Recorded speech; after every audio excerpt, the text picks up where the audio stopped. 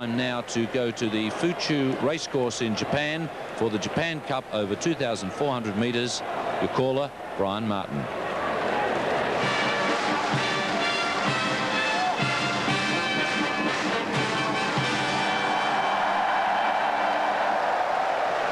The race fans watch as the horses are positioned. Yusencho going to its gate. Strategic Choice fitted in blinkers. Alicio going in now. And they'll move up very quickly, as is the pattern here. Strategic Choice and Go Z. Taki Fortune ready. They're moving in well now. Singspiel goes up. Hishi Natalie will go forward. It'll be the last of the 15 runners to go forward for the Japan Cup. And now they're ready. The field is set. The attendants near the front, and they're racing in the Cup. They've come away in a good line. Strategic Choice bounced quickly. Fabulous La Fuane and Bubblegum Fellow dropping behind Taki Fortune. Out wide here, Kanitsu Cross. The Japanese horse is going to go to the front. Kanitsu Cross to lead a length and a half. There goes Alicio up second. On the inside of it, Fabulous La Fuane, followed on the outside now by Hishi Natalie when they settle down and go out of the straight here, and Kanitsu Cross leads out 2 lengths. And the favourite is up running second, Alicio. They're followed over on the inside by Fabulous La Fuane. Strategic Choice is running fourth. Bubblegum Fellow now fifth on the outside. 2 further back, Singspiel has gone up now running sixth. They're followed to the outside now by, at the head of the others, Yusencho. Further back on the inside, Taki Fortune, 1 then to Pentire. 2.5, Sakura Keizano. A length and a half further back, Flag down. A half length to Dance Partner.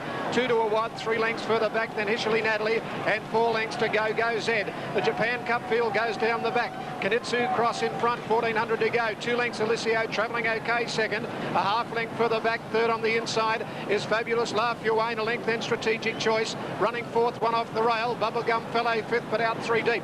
2 lengths further back in the Japan Cup, then came over on the outside Singspiel. Taki Fortune over on the inside of it. There followed a half to Pentire. About 8 lengths off the front. Yusencho out 3 deep. 2 lengths further back a wide. Further back in the race then Sakura Keizano, followed by Flag Down. Dance Partner is out 4 and 5 wide. 2 lengths further back Hishi Natalie, and 2 lengths last of all is Go Z. As they race now to the 800-metre mark, Kanitsu Cross about 3/4 of a length in front. The Arc winner has had an easy run. Second, Alicio, a length further back, then Fabulous La Fuane. Then the Europeans gone up fourth in the centre now, Strategic Choice. Further back in the race then Bubblegum Fellow as they come to the home turn now, straightening up Kanitsu Cross. From on the outside, Alicio, joining in Strategic Choice out wider in the running now and getting a run through and starting to come home pretty well. Then over on the inside is Fabulous La Fuane as they spread across the track, and here comes Singspiel and Dance Partner out wide. Singspiel in the centre, Strategic Choice from Alicio. Fabulous La Fuane. Detroit's got Singspiel in front. Fabulous La Fuane coming again. They're fighting the Japan come out. It's Singspiel ahead in front. Fabulous La Fuane coming again. Singspiel just in front. Singspiel wins the Japan Cup. Ahead left Fabulous La Fuane, a photo third. It's either Alicio or Strategic Choice. Watt got home on the inside. Further back Hishi Natalie. Then Taki Fortune. Further back in the race thing came on the outside. Would have been Pentire again, then to Flag Down. Go Z. Well back in the race, Yusencho. Then came Kanitsu Cross. Dance Partner never came into it. Bubblegum Fellow was back second last. And last of all in the Japan Cup is Sakura Keizano. It's a photo finish. Now back here at the Gabba, and the batsman has walked. He's got an outside edge. That's beautifully bowled again. Classic medium-fast bowling from Paul Reiffel. First of all, he's got Shivnarine Chandapur with one that went across the left-hander, and then he's produced the perfect late swinger, and that has accounted for Courtney Brown. Yes, he really went reaching after that one, Courtney Brown, and he didn't even bother to look at umpire Randall. He was off, knowing that he'd presented an easy catch to Ian Healy. So the West Indies really with the stumbles now at 8 for 268. Courtney Brown out for 4. And they're now relying on the bowlers to get them 12 runs.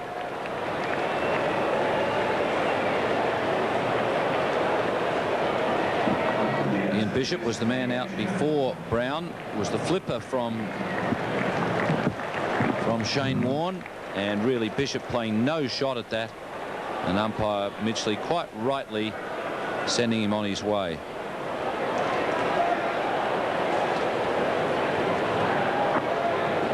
And then it was Paul Rifle following up his dismissal of Shivnarine Chanderpaul with one angled across the left-hander. This one he just swung it away a little bit from Courtney Brown. He followed it and presented Healy with another victim. 5 for 19 in 66 balls the West Indies have lost. So there's been a lot of talk about their tail being vulnerable. They've lived up to that reputation. Added to it at the moment.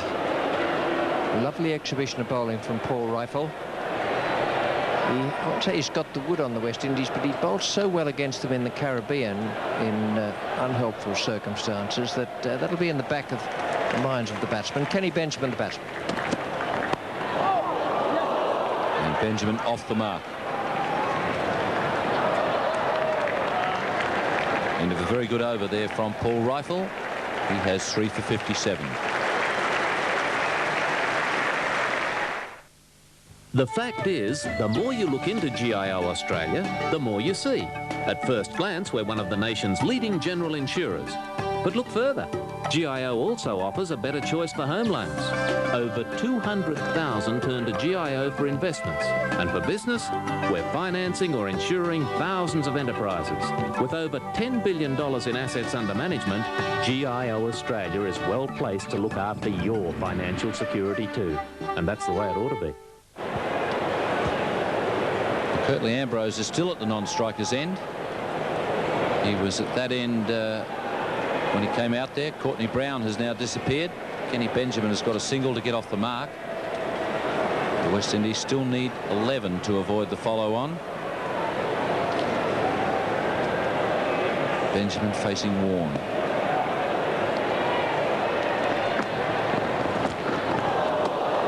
Challenge for Kenny Benjamin because he is a hitter, he's not a blocker, and he's got his sights on Warne, but whether he'll be up to hitting off the runs needed to avoid the follow-on is another matter.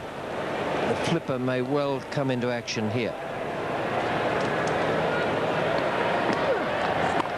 That was the flipper, and he's got it into the gap. Bevan very fast, but not fast enough on this occasion. So they now need 7 to avoid the follow-on. It was the flipper that caused the West Indies tail-enders a lot of problems in the semi-finals of the World Cup at Chandigarh. Kenny Benjamin wasn't in that semi-final match. In fact, the tail-enders weren't up to it on that occasion.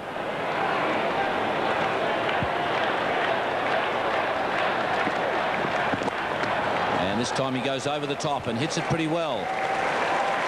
Benjamin's not going to hang around in trying to erase this deficit. That's good cricket. He'll just be having a word in Curtly Ambrose's ear, telling him to stick around, and he'll knock off the runs. But that was a good, clean hit.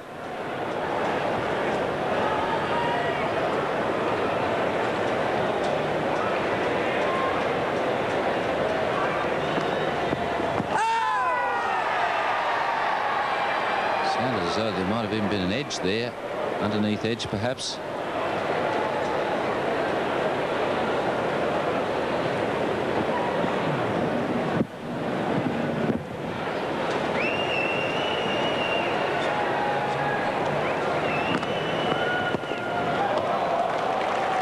West Indies lost that semi-final in the World Cup at Chandigarh to Australia by 5 runs. Warne running through the tail-enders, and he used the flipper to good effect on that occasion.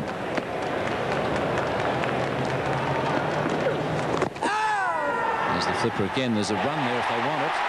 And he's been given out by umpire Mitchley after quite a long delay. Ambrose was starting to run. So once again, the flipper is causing these tail-enders some real problems. It's not a ball they see very often, and it zips straight up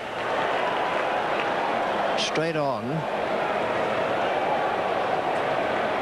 I'd be quite happy to see that again. Let's just see if my eyes are playing me false. It's 9 for 277.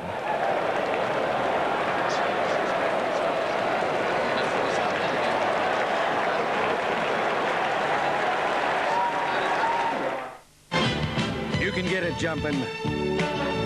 You can get it pumping. You can get it pressing a suit. A hard-earned thirst needs a big cold beer.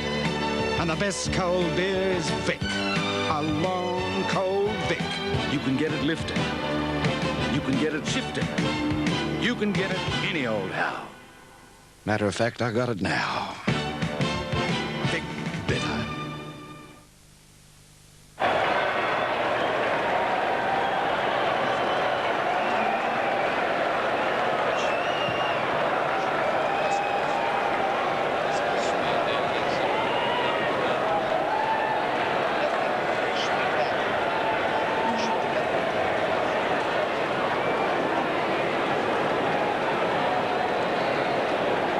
Courtney Walsh, the captain, is now at the non-striker's end.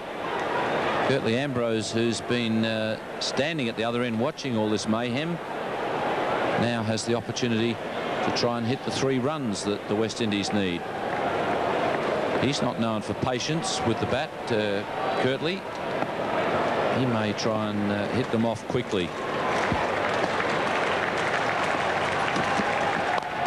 And he has, and he's caught. Caught it mid-on. A good catch there taken by Jason Gillespie. So the West Indies have failed to avoid the follow-on.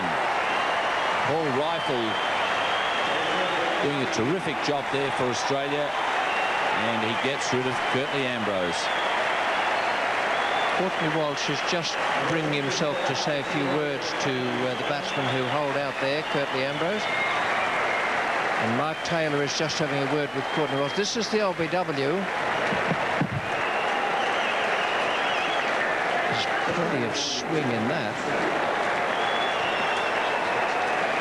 Well, umpire Mitchley has said that Kenny Benson is out. This is Curtly Ambrose, who's hit it straight out to mid-on. A brilliant catch there by the sub-fielder Jason Gillespie. And the West Indies have failed to avoid the follow-on, but I wonder if it'll be enforced, Ian. Well, I just have the feeling in watching Mark Taylor, Courtney Walsh turned around and walked over towards Mark Taylor, obviously asking him or to find out what was going on. And just the way that Mark Taylor pointed to his chest suggests to me that Australia are going to bat. I think he said, we will have a bat. And in fact, that has just been confirmed for us. Yep, and the Australians will go in again. I suppose the prospect of having a Warren bowl on the last day against the West Indies will be a factor in that.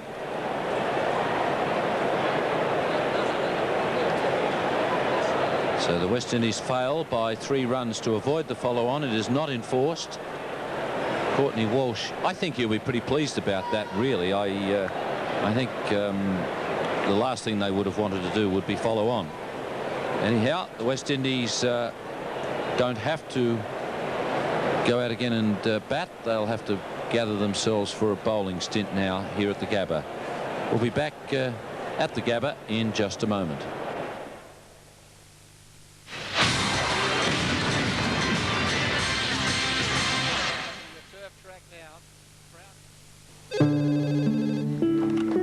Mrs. Smith, your car has been found. Right. Stripped, I'm afraid. It's been towed to NRMA Smash Repairs, but it can be taken to another... No, that's fine. It's a bit of a mess. I'll say. But nothing we can't fix. Already? Great, thanks. What time? Fantastic job. By the way, look familiar?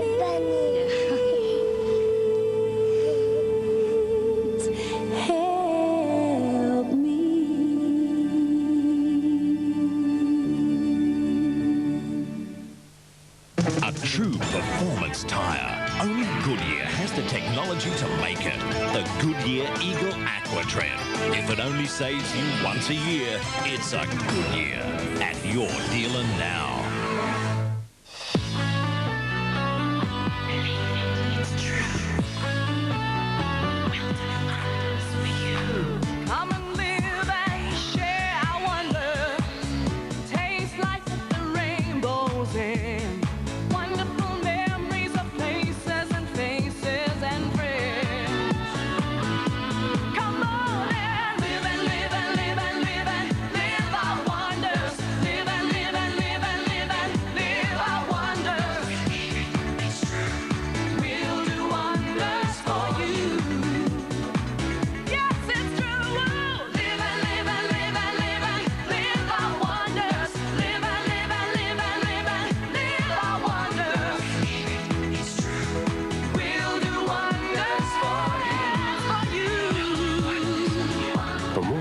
details or a copy of our brochure, call your travel agent for 1320 77 now.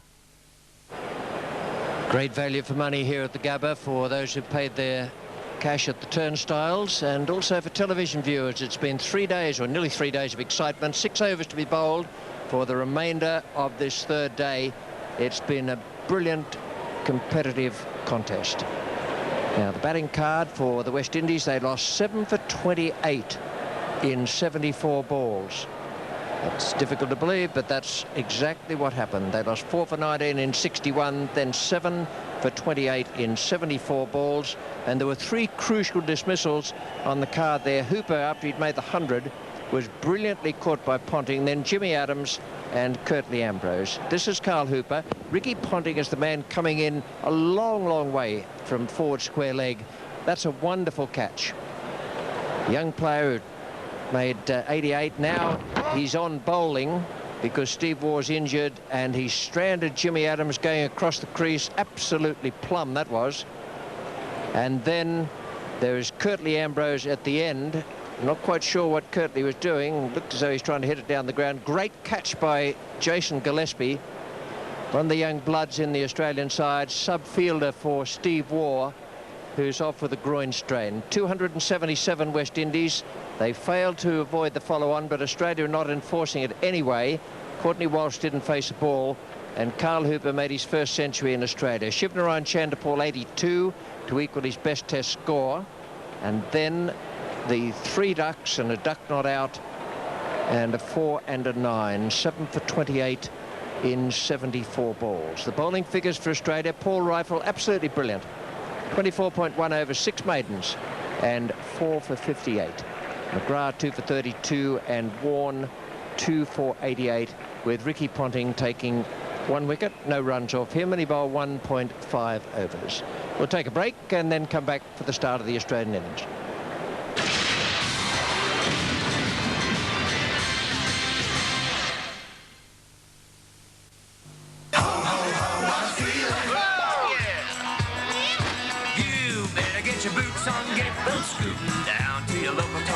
Stop!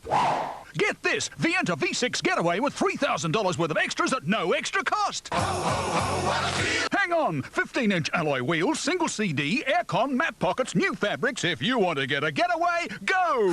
Toyota's really dealing. Ho, ho, ho, what a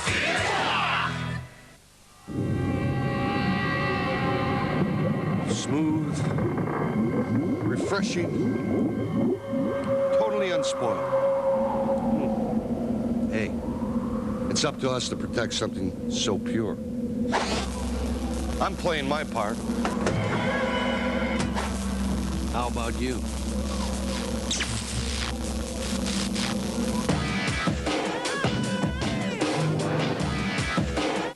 G'day.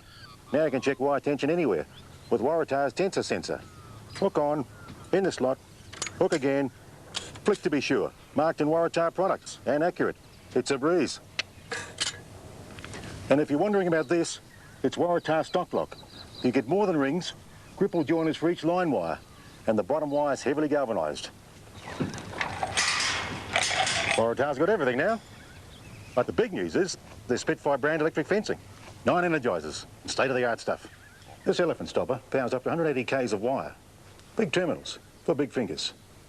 And a cyclic wave pattern. That means a zap ends up on the fence, not lost in the box. Instant colour readout. If it's up on the greens, it's a goer. I've got everything in the Spitfire catalogue, except nature's voltage tester. Piece of grass on the wire, feel a tingle, she's working. Waratah, first because it lasts. Here at the Gabba in this test match, a gathering for the West Indians, who haven't been asked to follow on, but they lost 7 for 28 in 74 balls, and they're coming out now to bowl 6 overs minimum at the Australians. Mark Taylor and Matthew Elliott. Tough time for Matthew Elliott on a pair, and having to go out just for a short time. Tony Greig's in the commentary box now, and alongside him Michael Holding. Yes, thank you very much, Richie. Interesting decision, this one by Mark Taylor.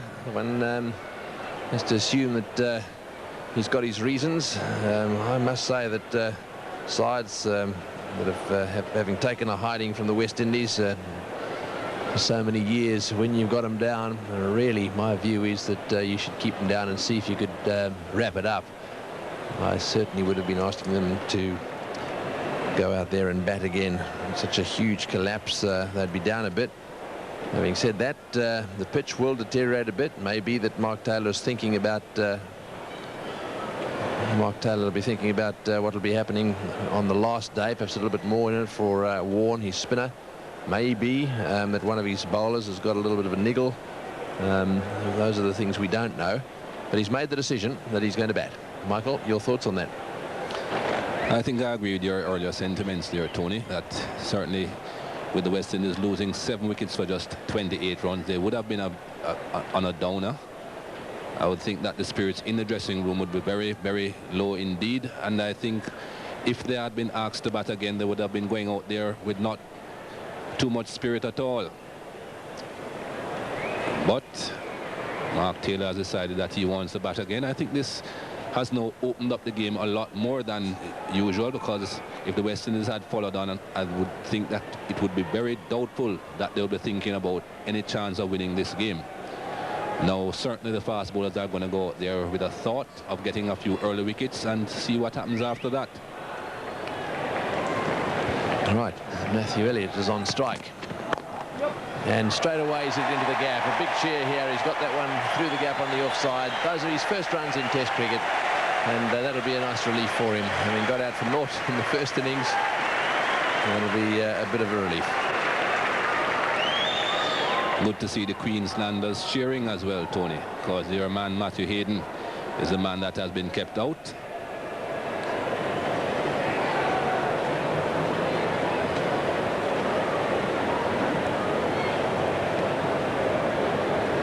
So Elliott on the strike. This is Ambrose, the bowler.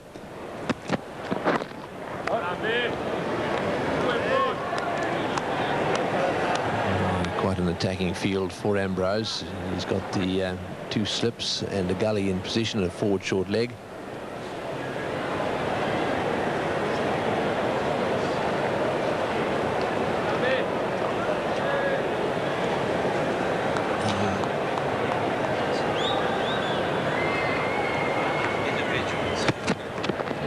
Oh, and that's outside off stump. He's gone after that one. Yes, he's going to have to be a little bit careful. That wide delivery bounces away towards that slip cordon. He doesn't want to get another nick on one of those. I think the instructions for the Australian batsmen, though, would be to be a bit positive, because they certainly need to get some runs on the board, and reasonably quickly. They need time in which to bowl the West Indies team out that second occasion.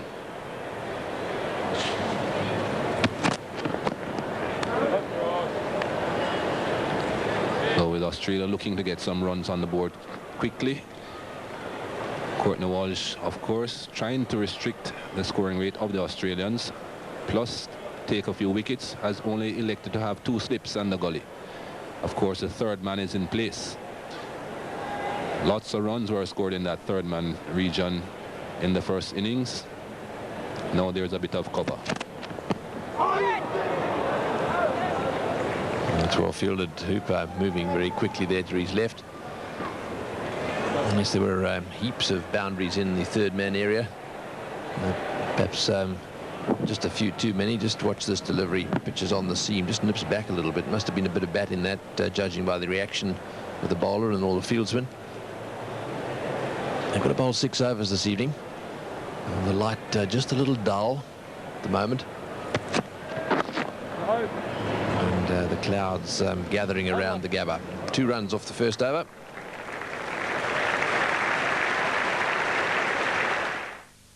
We all know that dogs make great companions, but they can also be positively good for your health. We found that people who own pets had lower risk factors for heart disease. People with pets tend to get less minor diseases like colds and flu. So if you're prepared to give a dog the attention it deserves, you'll find that dogs are more than just great fun to own. Perhaps that's why no one is really complete without a dog. Brought to you by the Pet Care Information and Advisory Service. Those are the clouds that are gathering around the Gabba, although the nasty one looks to be moving away. So Walsh is going to be bowling the second over. Mark Taylor's on strike. Very similar field.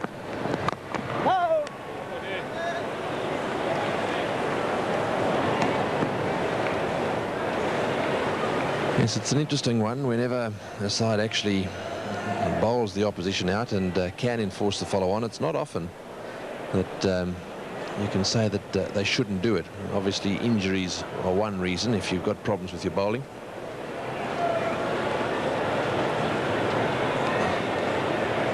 And the only one we know about is Steve Waugh. And the other one is if the captain, of course, thinks the pitch is really going to deteriorate, which is not often the case here in Brisbane. There might be a little bit of extra scuffing up on the follow-through marks. But you can see that they really haven't deteriorated that much today.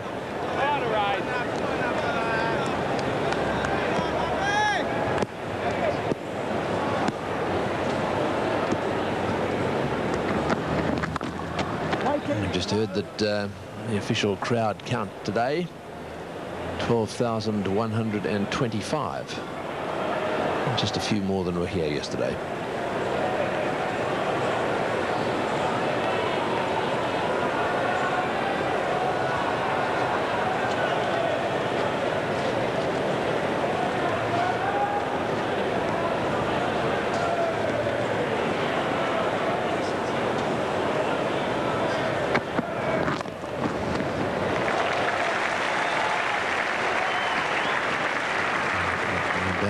So Mark Taylor now off the mark.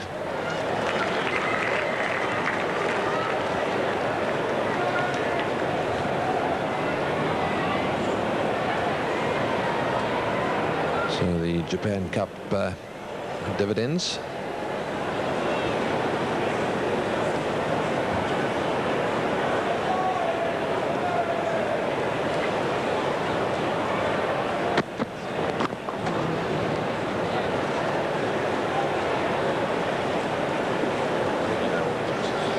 Singh Spiel, the winner of the Japan Cup, owned by Sheikh Mohammed, trained by Michael Stout in Newmarket, England. Strategic Choice, another English runner, third. And of course that was a dead heat with Elisio from France and Fabulous Lafuin from Japan. What a name from Japan.